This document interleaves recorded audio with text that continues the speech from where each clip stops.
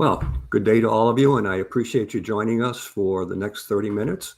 And we're going to be talking about the topic of marketing relative to your job search. I myself come from a very extensive marketing background, and it's always helped me with any job change I came across because 90% of the job search is marketing, messaging, positioning, packaging, promoting.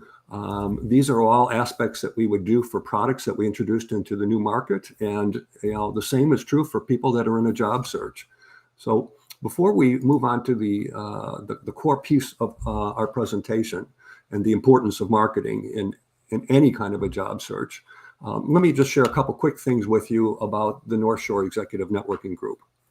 One is, if you're not yet a member, I urge you to go ahead and take advantage of it because the membership is free. You're going to get access to 2 webinar recordings from me that are job search related and the opportunity to network with people that come from great backgrounds. We are the largest job search group in the United States. We have over 11,500 members that are scattered across the country that have worked in some pretty phenomenal companies. Over 3,000 of our members have landed jobs to date. And we are averaging more than one person landing a new job every day. So a lot of positive things coming out of the organization and plenty of resources for you to take advantage of. So just if you are not yet a member, please go ahead and go to nsenginc.com and take advantage of the free membership. There are tremendous resources that I mentioned. I've got 17 on-demand webinar recordings. Right now, all the webinar and workshop recordings have been discounted 30%, and they cover all different topics. These are just a few examples of some of them. Resumes, LinkedIn profiles, how to write tailored cover letters in less than 10 minutes, networking, and all other aspects that need to come together when you're in your search, because we know there's not one single way, not one single right way to go about your job search. But when you start to put all these tools together, it's going to shorten. It's going to shorten the time that it takes for you to land your next job. I mentioned that we've got workshops. Each one of these workshops are 3 hours in length. You see at the top here is my trademarked What the Hell approach to job search. The premise behind this is, what the hell do you have to lose by doing things that other job seekers are not doing? Because we know that you've got a lot of competition out there. Any job that is a good job is going to have on average at least 100 people responding to it. So you've got to do things that make yourself different. And the What the Hell approach and the 13 moves that I've created are things that will give you greater visibility, more credibility, and get you, noticed by the right people in organizations. And that's what it takes, to get interviews. The best candidates do not always get hired. And oftentimes there are other factors that come into play. I've got a 3-hour session on how to maximize the value of LinkedIn. The first of which I talk about search engine optimizing your LinkedIn profile so you get more profile views. And the second half of the session is talking about how to use the platform to find more companies, more people that can make introductions for you. The third workshop is about how to create a job search plan. Job search is no different than any job you've ever had. But in fact, for many of you, I know this is probably the most difficult job you've ever had. All the more reason why you've got to have a plan. And that's what I talk about for 3 hours, putting one together. Additionally, I urge you to join our LinkedIn group. It's a very active group, a lot of information sharing going on in there. We've got advertisers that are promoting their open positions to our NSENG members. And again, it's a very safe place for you to have open, candid dialogues with other members. This is our next free session that's coming up in 3 weeks. It's going to be hosted by me, and I'm bringing in with me the CEO and founder of Microtrain, which is a WIOA-approved training company. WIOA stands for Workforce Innovation and Opportunity Act. This is a government-funded program. Our U.S. government funds job seekers with all kinds of training money, okay, which enables you to apply for a U.S. funded grant to get training on many different topics. So Dennis and I will be getting together, and we're going to talk about how job seekers can get this free training. Now, Microtrain specializes in the state of Illinois, but everything that we're going to cover also applies for other WIOA trained certified companies that are scattered across the country. So everything that we will be taking you through applies to anybody, anywhere. And you can always find more and more of these companies by just simply doing a Google search.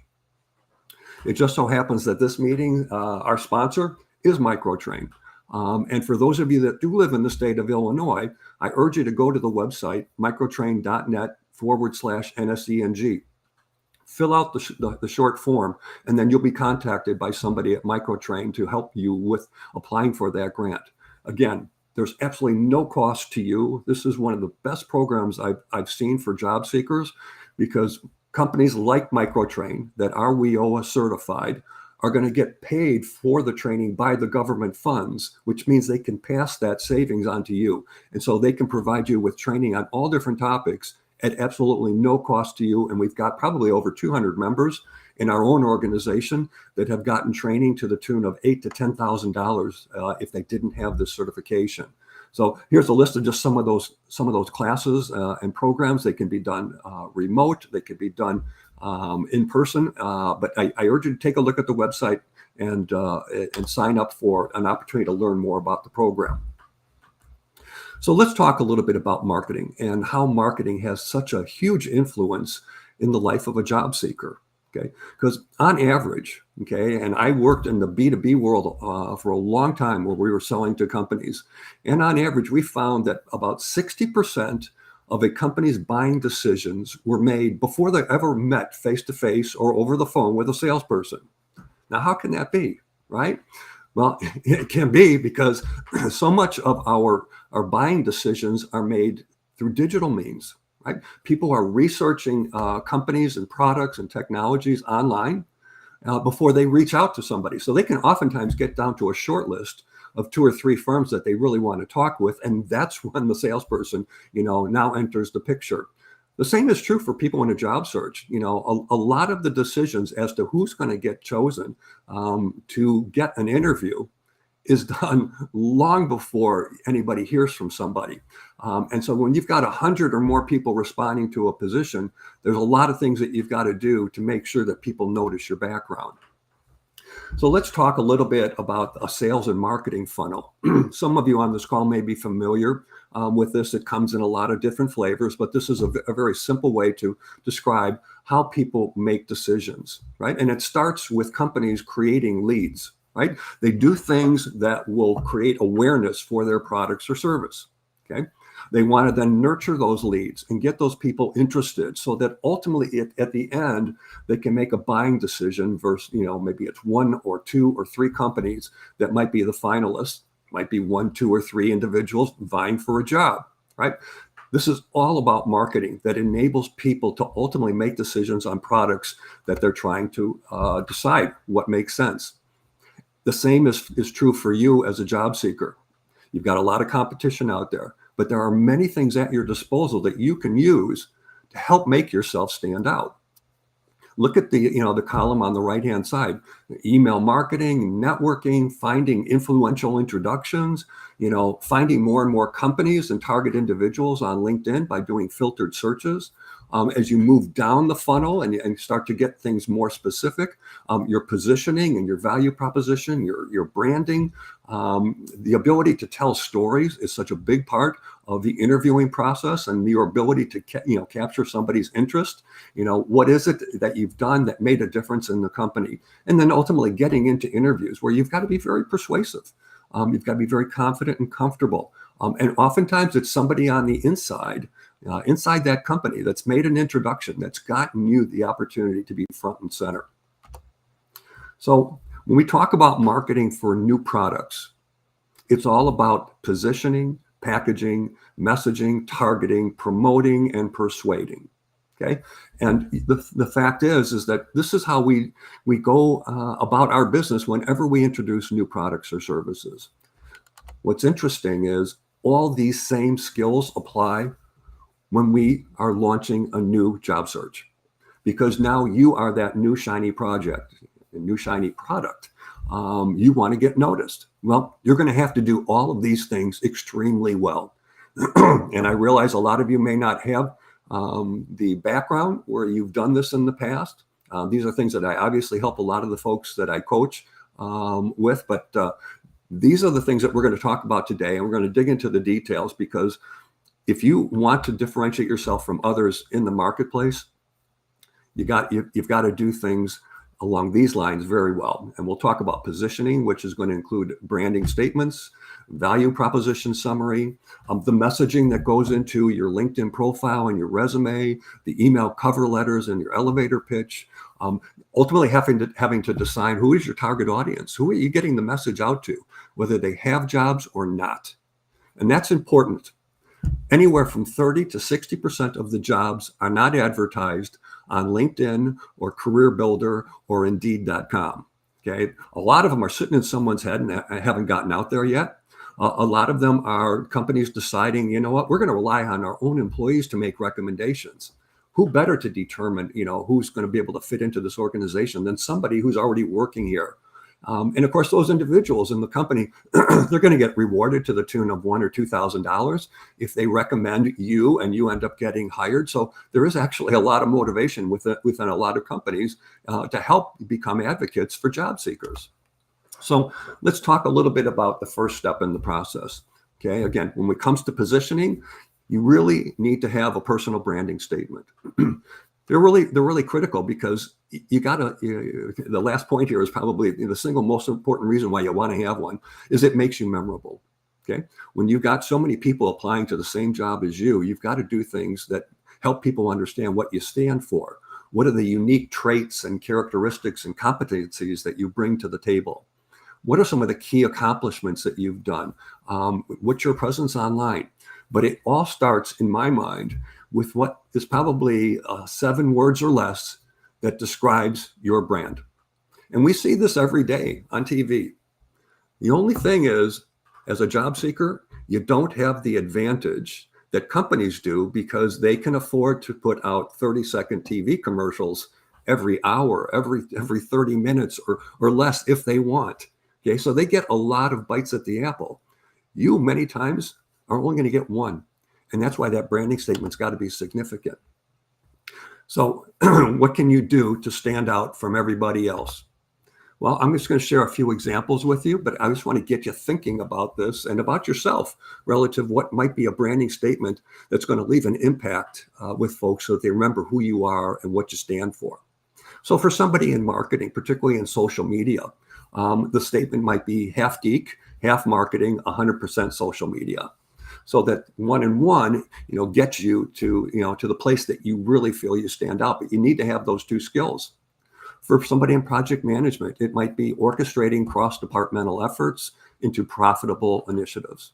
For somebody in sales, who maybe their distinct characteristic is that they have a history of having brought big deals to large, to small companies. So large opportunities into small and mid-sized firms is a big deal, because so many companies want to get those larger customers and just haven't been able to touch them.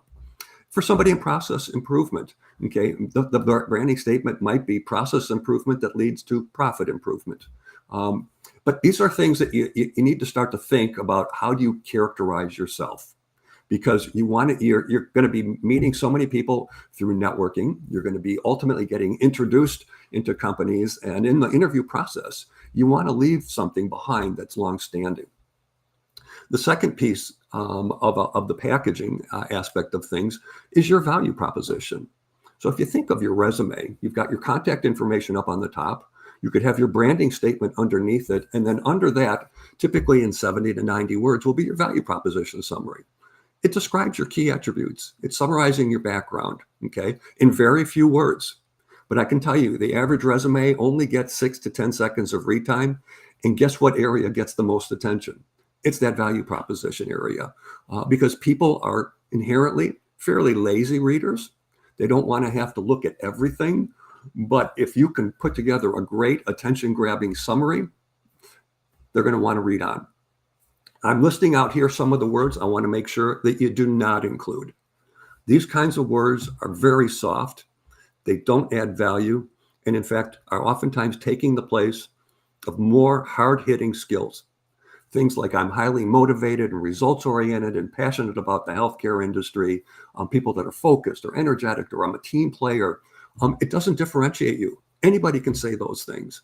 and they don't have a lot of weight when it comes to making a decision of one candidate over another. Soft skills will come into play maybe very late in the process, but you have to be able to show people early in the interviewing process that you've got the things that they're looking for. And it's the key requirements, the key skills. Are soft skills important? Yeah, they are, but they will never influence people over the harder skills that they really need somebody to be an expert in. So here's an example. I'm not going to show you the before picture, but this is the after picture after an individual that I was coaching who had a very strong background in sales and operations. I've highlighted in blue here the areas that were added to this, among other things, to help this individual's value proposition, and it's about 80 words, stand out. And notice the words that are standing out here: production operations, customer service, P&L management, strategic planning, President's Award winner, which immediately tells the reader that this is somebody who has exceeded quota on multiple occasions, sales prospecting, new customer acquisition and upselling, scalable direct sales and service teams, mergers and acquisitions, dealing with the C-suite and board of directors, process improvement, Six Sigma. These are all hard-hitting skills, okay? Notice we don't have things in here about collaborative and about their ability to be energetic and positive and results oriented. Those are all given items. We expect that from people, but these are the kinds of words that you want to have if you're in sales to be populating your sales value proposition. It's going to be a completely different set of words for somebody in operations or marketing or finance or in HR or in legal. But you need to find out what those words are. And the best way to figure out what are the key words for you are to look at job descriptions. Grab a highlighter and just identify what are the key requirements that seem to be showing up time and time again, and then relate that back to your background so that you can help people understand that you are a fit for this kind of role because you've done some of the things that they've deemed to be important. The third piece of things is the messaging in your resume. Now, I come across a lot of resumes, and I see a lot that could use help. But again, if we just look at some of the things that we've just touched on here, this is an example with a branding statement, okay? Marketing initiatives that drive sales growth, right? A lot of people think that marketing doesn't drive revenue, but in fact, it is a huge driver of revenue. And then the various words that I highlighted here, and this happens to be an old resume of mine, where I've highlighted the hard-hitting keywords that I wanted to make sure I got into that value proposition paragraph. And then as you look further down into the resume, you're going to have the company name and location and dates that you've worked there. But if you've got any measurability, bullet points are there to tell stories. They are there, and they are your opportunity to explain to people the before and after picture that where you made a difference in the company. If you've got, metrics, great. You don't have to have them all the time. And I realize not every job has them. But it's really important that people understand what are the challenges you faced, what were the actions you took, and what was the impact of your actions. Very simple. A beginning, a middle, and an end to every bullet point. And you don't want those bullet points to ever be more than 3 lines long. People don't want to read a lot of text. And that's where you can get very brief, but it's very enticing with the people that you're trying to address. The next piece of messaging is your LinkedIn profile and search engine optimization, or SEO. Now, there's a major difference between resumes and LinkedIn profiles, and this is my view on it. Resumes are typically less is more. How do I say all the right things in the fewest words possible? But what drives more and more traffic to your LinkedIn profile is search engine optimization. And so for LinkedIn profile, I say it's all about more is more. More and more of the right keywords and key phrases that are associated with the kinds of jobs that you're going after, repeating themselves over and over again in your profile. Because people are going into the back end of LinkedIn, okay? They're plugging in the key skills, the key job requirements, and the people that score the highest, that have the most hits, are going to rank the highest and increase their chances substantially for getting that initial phone screen. So there are many things you can do here. And of course, visually, You can do things visually in your banner space that help people very quickly understand, what your background's about without ever reading a word. And I tell people, you only get one opportunity to make a great first impression, and LinkedIn oftentimes is that first opportunity. So make sure you've got a professionally taken photograph.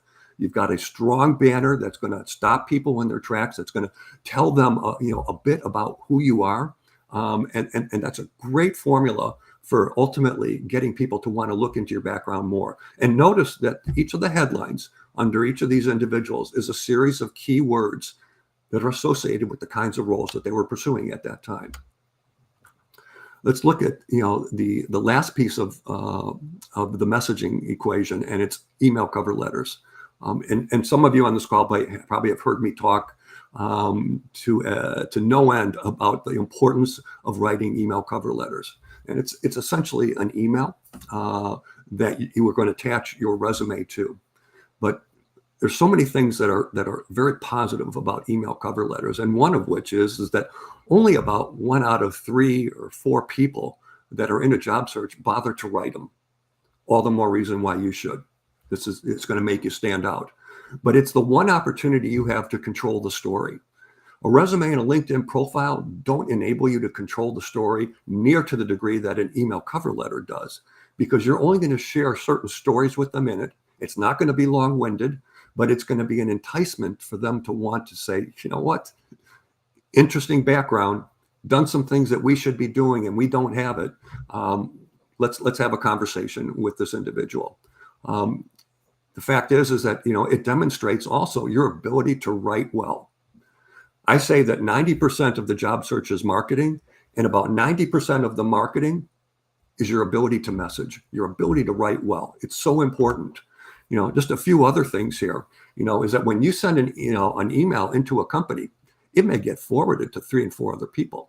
That's why I encourage everybody that I coach to send these emails that are describing your unique competencies to a specific job or to a specific company. Send it to 3, 4, 5, 6 different people inside the firm that are going to be in the sphere of influence, potentially part of the decision-making process, because we know that it's never just one interview that you have.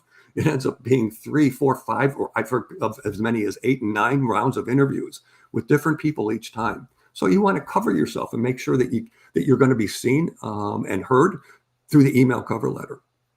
It demonstrates that you're very enthusiastic about the position, because most people aren't doing this. It'll enable you to open up the door to a potential interview that you might not otherwise get. Because when companies are getting 100 resumes, guess what? On many occasions, they may only look at the first 50 or fewer, because if they can find 3 or 4 good candidates there, then they can put the other ones on the back burner if the first priorities don't work out. But it enables you to really get your network helping you. The fact is that I hear from people who don't write cover letters, and more times than not, I hear the reason is because it takes me 1 to 2 hours to customize each one. Well, I have good news. I've developed a technique where you can write highly tailored email cover letters in less than 10 minutes for any job, any industry, any location that you're looking for. I have a 90-minute webinar recording on this. It's called Resumes Tell, but Cover Letters Sell. And you are not going to always be reinventing the wheel when it comes to tailoring your cover letters. But the approach that I take will enable you to be, very customized, and say things that are very specifically of interest to the job that you're applying to, without having to take the time to write all kinds of fresh new content every time. The last piece of the messaging equation is your elevator pitch. You want to have, maybe 45 or 60 seconds to engage the person that you're sitting across from to want to help you. Okay. Now, this is really true in a networking situation, but it's equally true in the beginning of an interview, where oftentimes the interviewer might just throw a very simple question out to you. Can you tell me a little bit about yourself? Now, this is not an opportunity for you to recant, your entire work history that shows up in your resume. This is where you start with your branding statement, you talk about your value proposition, and you can give an example or two of things that you've done to get them wanting to say, boy, tell me more about that. But this is where you've got to get people hooked right up front and very early in the process of, what might be a networking meeting or an interview. So we've talked about, a lot of the messaging here. The question now becomes, who are you going after? Because there are many jobs that cannot be filled, by just anybody from any industry. Now, we know that customer-facing roles have a lot more importance when it comes to having industry experience. But I urge you to start first with the industries where you've brought some strength. So list out all the industries that you've played in, right? So I just put this together as an example. I started out my career early with Motorola, worked in a lot of different areas of the wireless part of the business, and just started to list out subcategories, sub-markets within the wireless, vertical marketplace. And every one of those subcategories that are listed here are potential target audiences for me, target industries. What you want to do with that then is to be able to, for each one of those subcategories, identify how many companies can you come up with that are part of, in this case, handheld devices. Okay, you might find 4, you might find 44. This is, the great thing about LinkedIn is that LinkedIn can be such a great tool for doing your homework on trying to find more and more companies by industries. And then under every company, you got to decide, who are the people that I want to be messaging myself to? Who are the people that I'm going to send that great email to that I've now tailored to this company so that it gets ultimately in the hands of the right person? Okay. And just because you've sent it online and responded to a position doesn't mean that your response ever even got any attention. That's why you want to do direct emails to people's inboxes so that, if it's not a position that they're hiring for, they're going to forward it over to the person who it does reply to. And that's why I say, well, you might be looking for a position in marketing. You want to get, to sales, operations, product development, product management, legal, all different kinds of people, so that ultimately one of them will do the right thing. And that's to take your email, which is written by you in a customized fashion, but you didn't spend a lot of time doing it. And they're going to put it in the hands of the person who's got the decision-making power and the authority and the budget to make a hire. The next piece has to do with promotion. Essentially, how do you start to advertise yourself? Now, it all starts first with that value proposition, and then build it out from there. Your branding statement, the various messaging things that you are doing, the resume, the LinkedIn profile. But on the outer peripheral here are the various things, the tools that are available to you to now get to that target audience. Emails are great, but so is posting on LinkedIn. So is joining LinkedIn groups, writing cover letters, joining associations that are in the industries where you've been and where you want to be. And there's nothing wrong with picking up a phone and making a phone call. When I was with Motorola and we invented cellular technology, at the time, we never dreamt that it would be used in the way it is today for all of its data applications. But too many people don't pick up the phone today and make a phone call to somebody they sent an email to 3 or 4 days ago and haven't heard from. These kinds of things are extremely valuable to you, and they're all at your disposal. It's just up to you to put them to practice. The last item here has to do with interviewing. And an interview can be very intimidating for some people. But if you are well prepared and if you have practiced, your confidence is going to go up significantly. And one of the easiest ways to practice is just team up with somebody over a Zoom call. Give them a list of 6 or 7 questions you want them to ask you. Record it and see, play it back for yourself. You may not be as fluent as you think you are, but I can tell you, I've hired a lot of people, throughout my career, and I develop first impressions very quickly, usually in the first 2 or 3 minutes. And if my first impression isn't very strong, it's very difficult to turn my attitude around. Okay, and I'm sure I'm not alone in this, but you've got to be able to answer that question. Can you tell me a little bit about yourself? Because I'm sitting here on a stack of 100 resumes. Why is it that you think that you're the best candidate? This is where storytelling comes into play.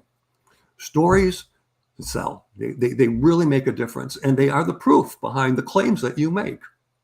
Now, I worked, I ran a sports information company many years ago in my career. For those of you that may have read the book or saw the movie Moneyball, it was about baseball and helping the Oakland A's baseball team find undervalued players. Well, it was the company that I ran that actually provided all the data and analytics on Major League Baseball players so that companies could find players that were more affordable. We also provided all the data and analytics for John Madden's color commentary on NFL Game of the Week every Monday night. And of course, all the baseball box scores and all the analysts that were using us on radio and TV spots. I mention this because if you've got the data or you've got the stories, these are going to play a big, big role in your success in shortening up your job search process. Now, I know there are a lot of you that may feel that your age is holding you back, particularly those of you that are over the age of 50. But again, I've done a 90-minute webinar recording on this very topic on how to beat age discrimination in your job search. There are things you can do to make yourself come across much more energetic, younger, but more importantly, an individual who can do the job better than somebody younger. And it's not unusual for somebody that's in their mid-50s to be competing against somebody who might be 15 or 20 years younger.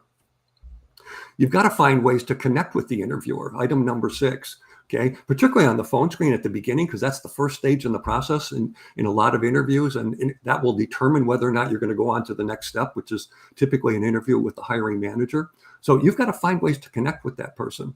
You can go into LinkedIn profiles and see what they do outside of work. Okay, there are a lot of people that will put down hobbies and things that might be a connection point for you. But you've got to make yourself memorable and likable. Like I said, the best candidate does not always get the job, and I'm sure many of you are proof of that. Okay, you have probably had tremendously disappointing experiences where you thought that this job was absolutely tailored to your background, and lo and behold, somebody inside the company at the last minute said, "Hey, if you don't give it to me, I'm leaving." Or somebody outside the company had a really strong or stronger networking connection that was more influential than you. But there are things you can do on the front end of interviews by doing a little bit of homework on people's profiles and finding out what they're like. I'm going to mention a quick website to you. It's called crystalknows.com, crystalknows.com. This will enable you to get a personality assessment of anybody who has a profile on LinkedIn. It's fantastic. It will tell you about their attitudes, what they might like emotionally, how they like to be communicated with. Again, it's smart technology interpreting what they've said about themselves on their profile. And as long as they're telling the truth, which most people tend to do on LinkedIn, this will give you a heads up on some of the things that you might want to mention to them during your interview. So before we close it out, let me just give you a couple quick reminders. If you have not yet joined NSE&G, I urge you to do so because there's absolutely no downside. The membership is free. You're going to get access to 2 of my webinar recordings, the opportunity to network with over 11,000 people. I've got a collection of videos and podcast and radio and TV interviews that I've done.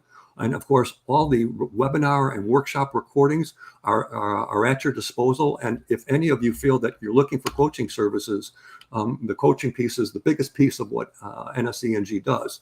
A quick reminder, the next event we got coming up will be in 3 weeks on Wednesday, August 7th. I'll be presenting together with Microtrain, who is a WIOA approved training company. And we're going to talk about how job seekers can get that free training and or certifications at no cost to you and in a very quick way. So I urge you all to put this down on your calendar. I've just posted it up onto LinkedIn yesterday, so check out the events section there. And if you feel that you could use some help, coaching is an extremely big piece of what I do week in and week out. I've got job search coaching packages that are up on the website, and I can do one-on-one custom coaching services that I can tailor to whatever your needs might be. I'm happy to have a complimentary exploratory call with you. All you need to do is email me at mgilbert@nsenginc.com, and we can set up a time to talk about your background and how I might be able to help you.